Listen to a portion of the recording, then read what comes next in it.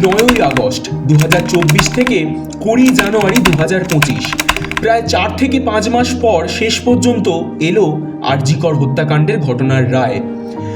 আজীবন কারাদণ্ডের শাস্তি পেল ঘটনার মূল অভিযোগী সঞ্জয় রায়। সত্যি কি তাহলে ন্যায় বিচার পেল পুরো বিশ্ব, নাকি আবারও মুখোশের আড়ালে অধরা থেকে গেল আসল অপরাধীরা? এতে নতুন আর কি, আজীবন ধরেই তো চলে আসছে এই নোংরা রাজনীতি। ধ্বংস হচ্ছে সত্যতা, ধ্বংস হচ্ছে ন্যায়, ধ্বংস হচ্ছে সাধারণ মানুষ। আইন সত্যিই অন্ধ, আর সেই অন্ধকারে সাধারণ মানুষ হয়তো কোনোদিনই ন্যায়ের আলো খুঁজে পাবে না। এত আন্দোলন, এত প্রচার, চারিদিকে জাস্টিস ফর আর.জি. কর।